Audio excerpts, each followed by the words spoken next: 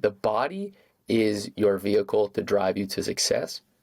But right now you are basically driving with a popped tire and a broken axle.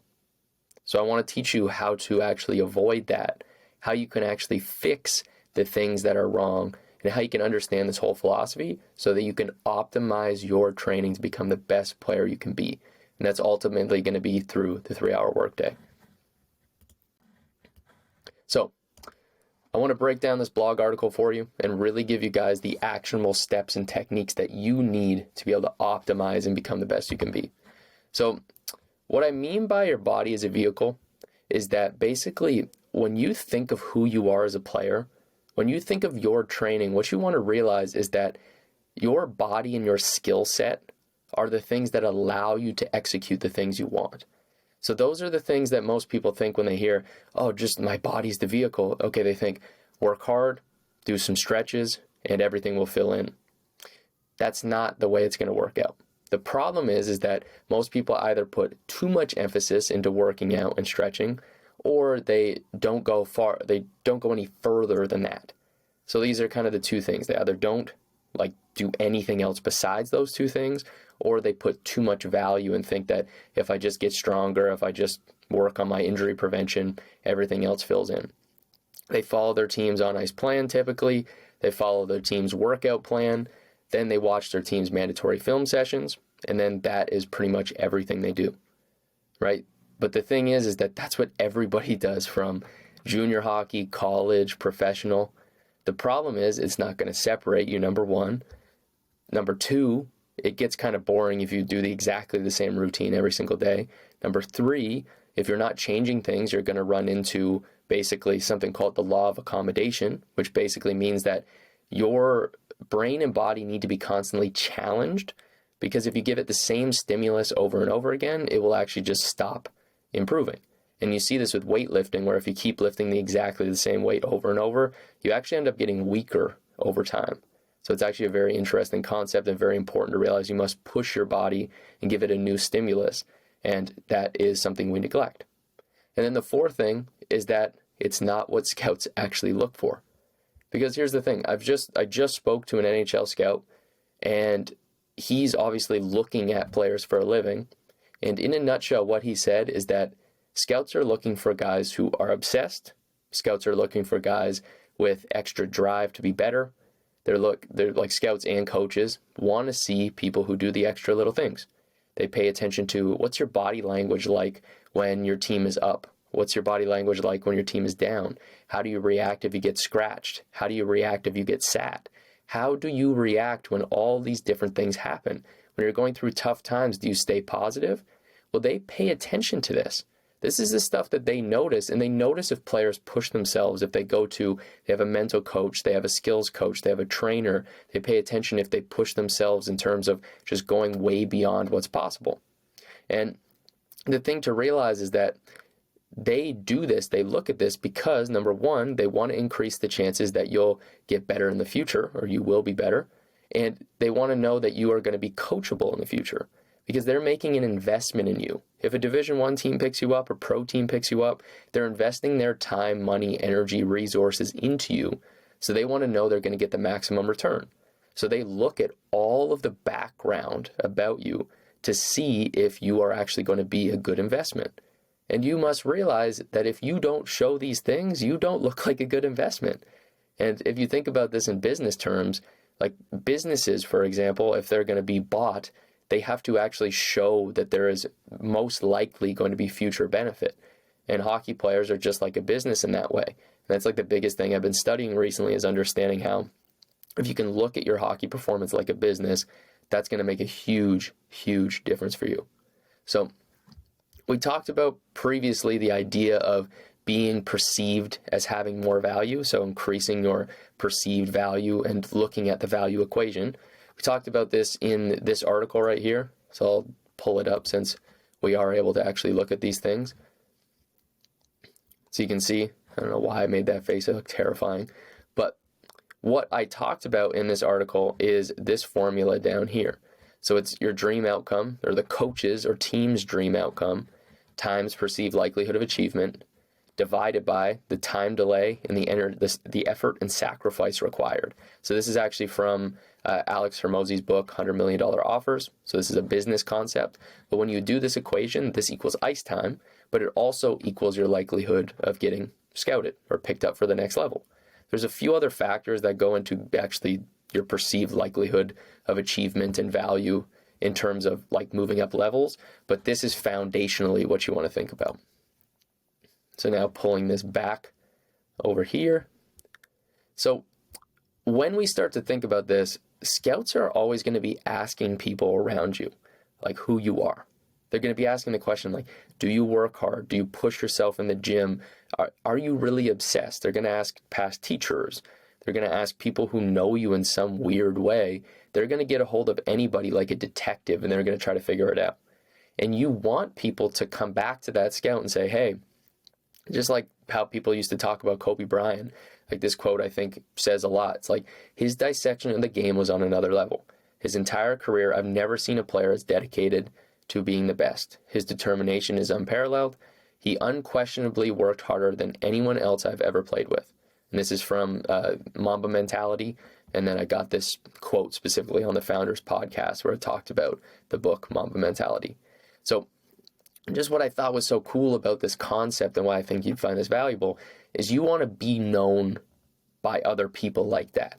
Because if you get known for being that type of person, when a scout comes and looks at you, they're going to say, hey, I'm fully invested, and they're going to put you on their list. But if you don't make that effort, it's very unlikely that's going to be the case, because they're going to say, well, I don't know if it's worth making the investment in this player because I'm not really sure if they're going to be what they say they are. You just don't know. And it's not worth the risk if there's another player out there who does all the same things in terms of the on-ice outputs, and they're a committed player, and potentially they're a good leader, and potentially they have really good body language all the time. They seem like a really positive person to be around. They do things to help the team. They help in the community. They're going to look at all those things, and those things are going to push you and nudge you ahead of that other person. So think of it in terms of there's someone else doing all that, so you need to do that as the baseline, and anything less is not acceptable if you want to be the best. So if you don't do that, a better way to say it is like, it's going to be an uphill battle for you. That's what it's going to be like. So you want to take this stuff seriously. And that stuff is so important, especially because this is a quote from Alex Hormozi. Again, I study a lot of his business stuff, but it transfers perfectly over to athletics and hockey specifically. But he said, whenever I get to a low point where I think, why do I even bother? Right? You may be feeling that in terms of like me saying you need to do more, you need to push yourself. I just try to remind myself, this is where most people stop, and this is why they don't win. So you got to remind yourself, that is the thing. When things get tough, when things are hard, that's when most people step away. And if you push through that, that means that everybody else is going to kind of start to fall off, and you remain pushing forward.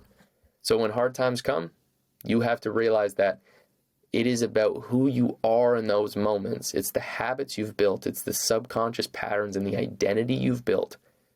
That's what it comes down to. It's all about your habits. It's what we repeatedly do, which is our identity. So how do we change our identity? How do we actually make a shift in who we are as a person? Well, we talked last week about the mindset of like scouts and coaches and how they categorize players typically into kind of 10 main archetypes. This is how a scout or a coach will look at you. Usually they use this formula. If you can't see it, I have like a little drawing that I made.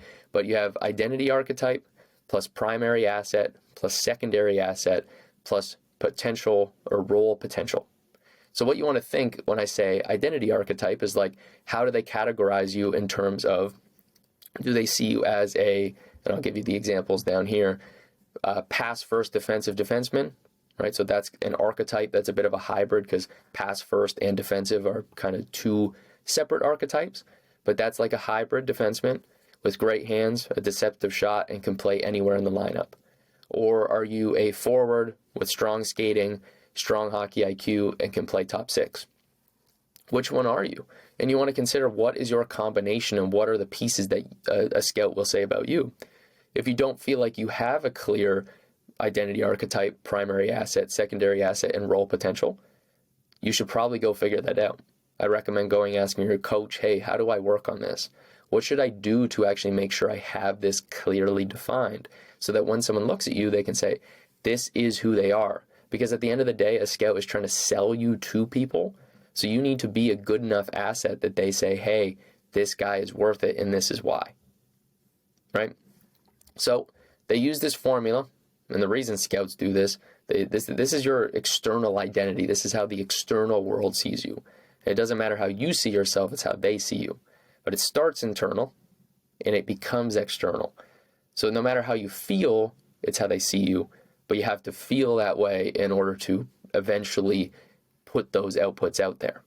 I hope that makes sense. It's a little paradoxical, but the reason scouts do this and they use this formula, and the reason I say this is because, like, if you listen to scouts speak, this is typically the conversation you're going to end up hearing, but it's just not broken down into like a formula. They just say this. But here's the thing. They, number one, have many players to think about. Number two, the human brain doesn't have unlimited anything.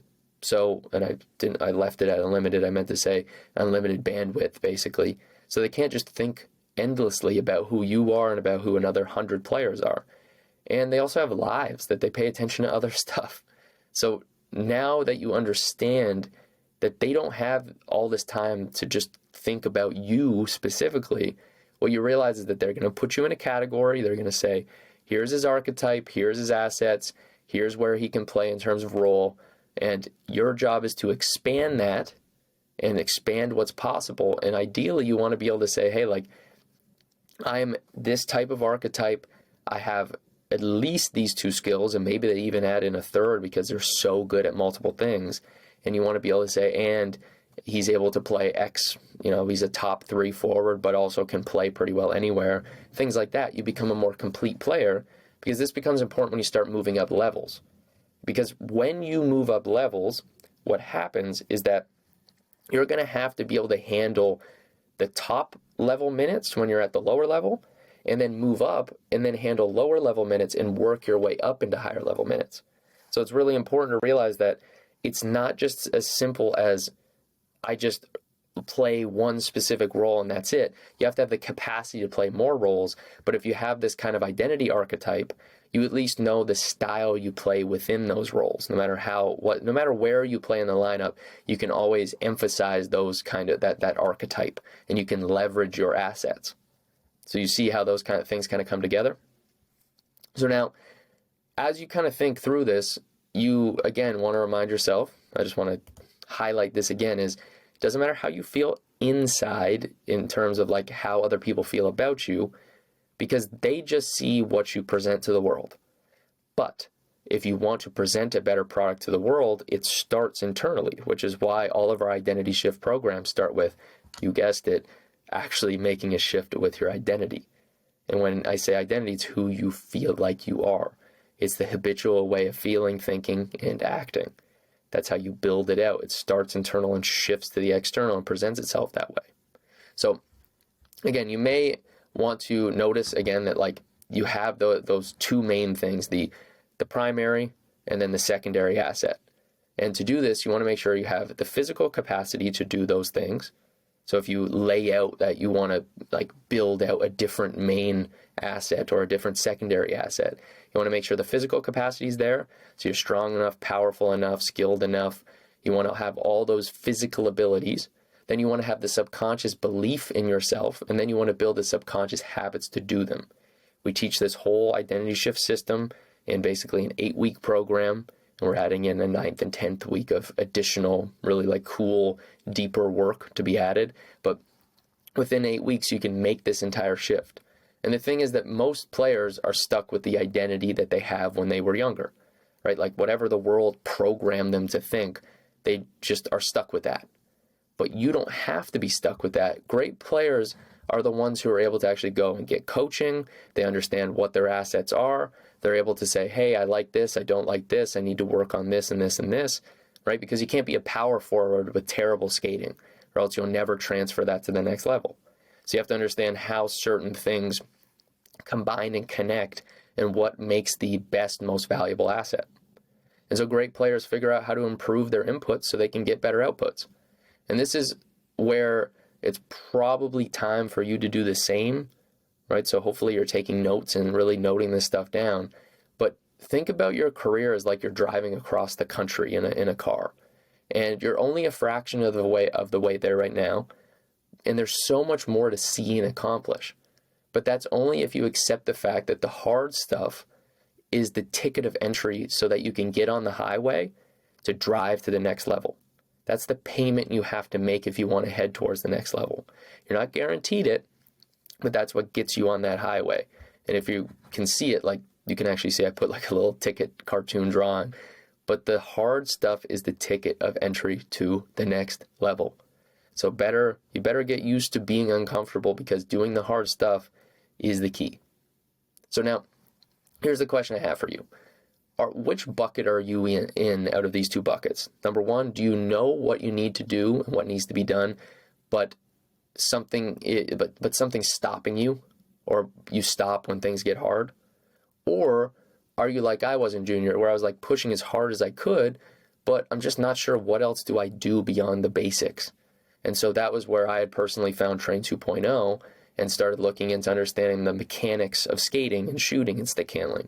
I thought that was really helpful at the time, but the problem for me is I didn't understand how to blend that into my player archetype. What I wish I understood is how to combine the identity or the Train 2.0 stuff with the identity shift stuff, so I could understand how do my skills align with my archetype, my assets, and my role. That would have changed everything. That's why I build this stuff. So if you're a Train 2.0 member, you'll probably get a ton out of this program, because you will see the value in taking the mechanics and then applying this identity shift framework to it. But at the end of the day, after spending thousands of hours learning what worked for me, what didn't, after spending hundreds of hours studying what athletes in a wide range of sports all did, after spending hundreds of hours consulting with minor and junior pro players, I've noticed the best players have one thing. They have a holistic system. Weaker players focus too much on certain areas. Like, for example, they work on lifting heavy, like stretching or cardio, but they ignore the things that are holding them back as an individual, right? It's like they're basically like driving down the road, and they go to the mechanic because let's say they have a flat tire, but they go to the mechanic instead of saying, hey, I have a flat tire, I need help. What do? They say, I need to work on the engine. I need to make it faster. I need to make it run better. That's not the problem. You must address the actual problem. You see the sparks like literally like flying off the wheel as you're driving, but you're determined that, no, it's the engine. I'm going to push harder into the engine. And for me, what I did was I thought, no, I'll just ignore my speed training and I'll work on my skills. And as long as my skills get better, everything will work fine. That's not how it works, because the holes in your bucket or the holes in your ship, as I explained in this, the water may not be deep enough. You might not sink enough down into the water for the holes to start having leaks. But eventually, when you get to a higher level and the tide rises, the water starts leaking in. And that's where you learn that, man, I wish I had just dealt with the holes in the system, because as the level goes up, you will eventually be accountable for the things that you're missing. You'll be accountable for the weak links in the chain or the holes or the broken down parts in the car. So you must do the hard stuff. And when I say hard stuff, I mean do the things that fill in those gaps, that fill in the holes in your system. Because trust me, it is way, way more fun to be the best player on the ice because you did the hard work. Because I have this saying, like, things can be hard in practice or in games, but you can only choose one. Or another way to say it is things can be easy in practice or they can be easy in games, but you can only choose one. So you want to make the practices hard and the games easy. You don't want to do easy practices and then make the games hard. You want to be prepared so that the game feels easy and you can actually feel like you're completely ready for it. I'm just going to say this again, like, trust me, nothing beats feeling like the most dominant player on the ice, because I've been there before. And the feeling of knowing that when you get to shine in the light, when you get to be in the spotlight and everybody in the whole rink is watching you, because every time you make a play, you're just like so exciting. Like, that's that feeling you want to have. But that comes from doing the hard stuff. You have to do the things that are practical for you.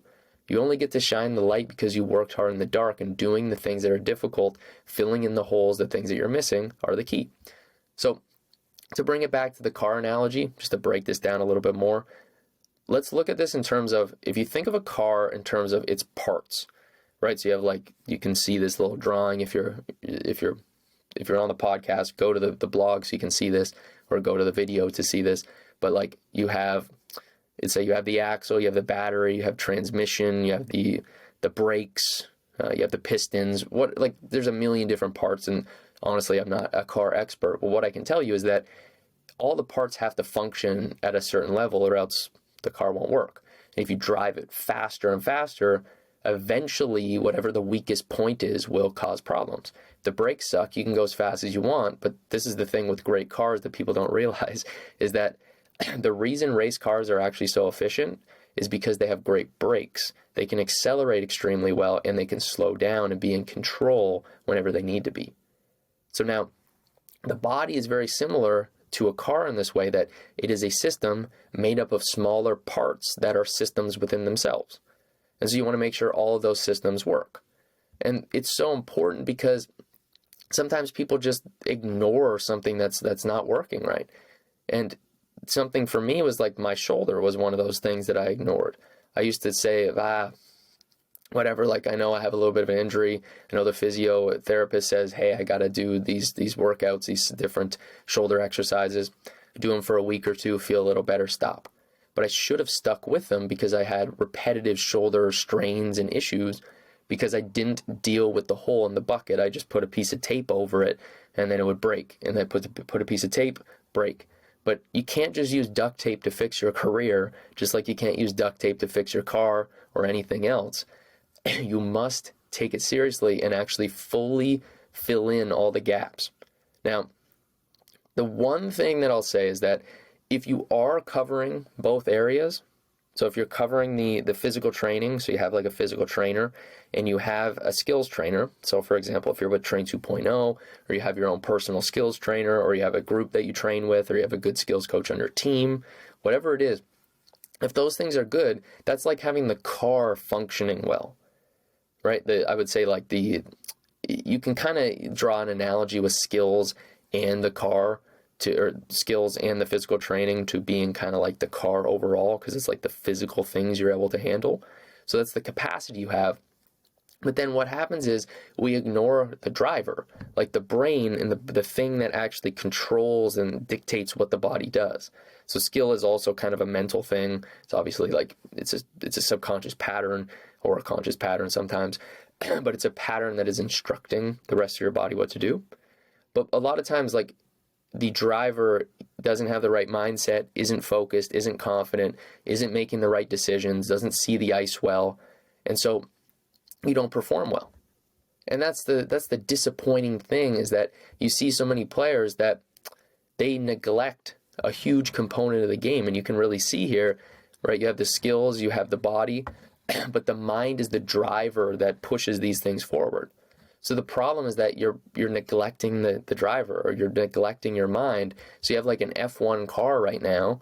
That's what happens when people say, like, this guy has NHL or professional level skill, but he's got like a learner's permit in terms of his driving ability or his mental game. His mental game is super weak. It's like the mental game of a 7-year-old, right? Like, that's sometimes the case. You can be the greatest player ever, but if someone says one thing and now you're completely pulled out of your focus in your game, it doesn't matter all the work you did.